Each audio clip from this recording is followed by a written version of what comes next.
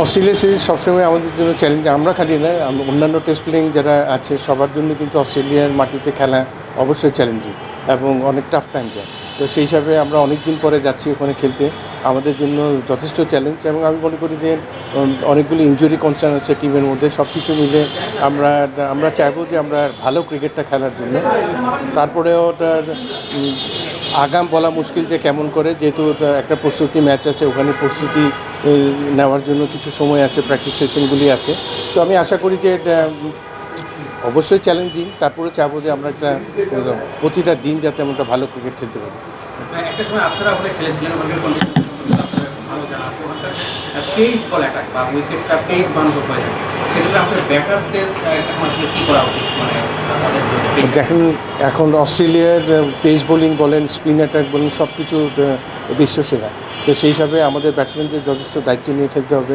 তার সাথে সাথে টোটাল টিম পারফরমেন্স যেটা দরকার, ব্যাটিং বোলিং ফিল্ডিং সব দিক দিয়ে কিন্তু সব ডিপার্টমেন্টেই ভালো দিক কিন্তু আশা করতে হবে।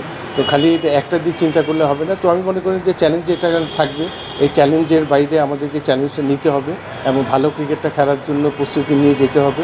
প্রতিটা খেলোয়াড়কে ঠিক নিজের সেরাটা যাওয়ার জন্য প্রস্তুত থাকতে হবে। আমি আশা করি যে এখন আমাদের যেহেতু জিম্বাবুয়ে সিরিজটা শেষ হয়েছে, ওখানে টেস্ট সিরিজটা আমরা ভালো খেলতে পারিনি। তো আমার মনে হয় যে এখানে এসে কিছুদিন সময় পাচ্ছে, তারপরে অস্ট্রেলিয়া গিয়ে যতটুকু সময় নিজেদেরকে যত তাড়াতাড়ি প্রস্তুত করতে পারবে, তারপরে গিয়ে সেরা খেলাটা খেলুক, এটা আমরা চাচ্ছি। আমাদের টপ অর্ডারটা একটু লেফট হ্যান্ডেড হেভি হয়ে গেছে, মানে উপরে সাদমান, রাঞ্জিত তামিম, আবার যদি সৌম্য খেলে, তারপর তারপরে শান্ত, মোমিনুল, মানে সেরকম ভালো প্রতিপক্ষের আমরা জানি, কিন্তু একদম খোলা বইতে আমরা নামবো কিনা, মানে ওই জায়গায় মানে অনেক বেশি লেফট হ্যান্ড। আপনি দেখেন, বাম হাতি ডান হাতি এটা কোনো ব্যাপার না, এখানে কিন্তু সেরা সেরা ব্যাটার যারা আছে এদেরকে নিয়ে কিন্তু টিম ম্যানেজমেন্ট আগাবে। তো টিম ম্যানেজমেন্ট একটা প্ল্যান করে অলরেডি করেছেন অস্ট্রেলিয়া সিরিজের জন্য, ঠিক ওইভাবে চিন্তা ভাবনা করে ওরা যাবে। এটা আমার বিশ্বাস যে এখানে বাঁহাতি ডানটি বড় বিষয় না, বড় বিষয় হলো যে বামহাতি যারাই খেলছে এরা নিজেদেরকে সে সেলফ অ্যাসিস্ট করে ভালো প্ল্যান করে ব্যাটিং করবে অস্ট্রেলিয়ান বোলারদের, সেটাই আমরা দিক দেখব।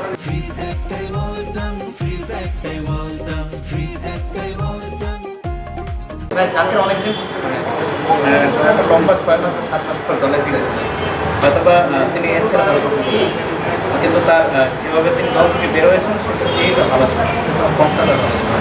আরও একটা সুযোগ তিনি নিজেকে প্রমাণের পাচ্ছেন, এই চান্সটাকে কীভাবে দেখছেন জাকের জন্য?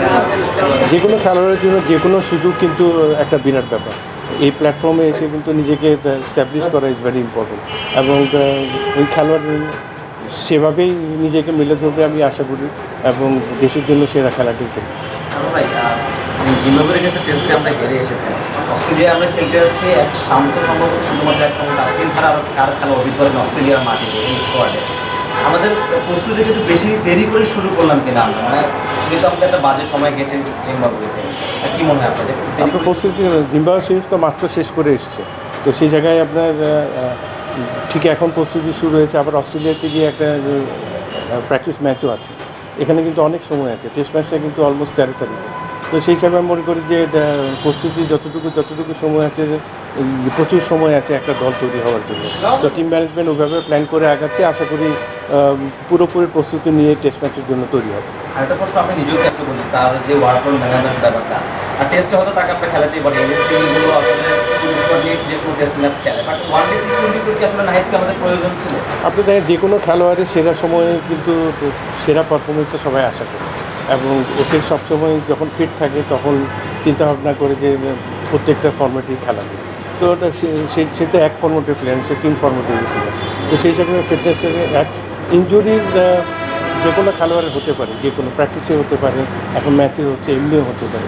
তো সেই সময় এটা একটা অ্যাক্সিডেন্টের মতো করতে পারে, কারণ ইনজুরি হয়ে গেছে, এখন রিকভারি করতে হবে। তো সেই হিসাবে টিম ম্যানেজমেন্ট যেভাবে চিন্তা ভাবনা করে ওকে খেলিয়েছে, এটা টিম ম্যানেজমেন্ট থেকে আপনারা এই উত্তরটা আশা করতে পারেন। যদি সাবধানতা অবলম্বন করতে পারতেন কিনা, মানে না খেলালেও হতো কিনা, মানে এটা আমরা এখন এটা বলাটা ঠিক হবে না, কারণ ওই সিরিজটা তো অনেক ইম্পর্টেন্ট ছিল।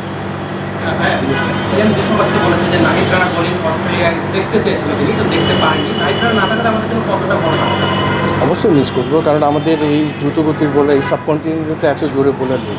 তো সেই হিসাবে অস্ট্রেলিয়ার মাটিতে আমাদের একটা সুযোগ ছিল, এই সুযোগটা আমরা দেখতে পারিনি। তো আগামীতে ইনশাল্লাহ আবার দেখব। এই বোলিং লাইনআপটা অস্ট্রেলিয়াকে কতটা ভয় করতে পারবে? আপনি এখান থেকে ঠিক বলা মুশকিল, কারণ আমাদের ফাস্ট বোলিং ইউনিট আজকে প্রায় 4-5 বছর ধরেই কিন্তু একটা ভালো অবস্থানে আছে এবং টেস্ট ম্যাচগুলিতে যথেষ্ট ভালো বল করে দিচ্ছে। তো আমি আশা করি যে আমাদের এখন যারা যাচ্ছে ওদেরও ক্যাপাবিলিটি আছে ভালো বোলিং করার এবং ওদের কাছ থেকে ভালো কিছু দেখতে পাবো।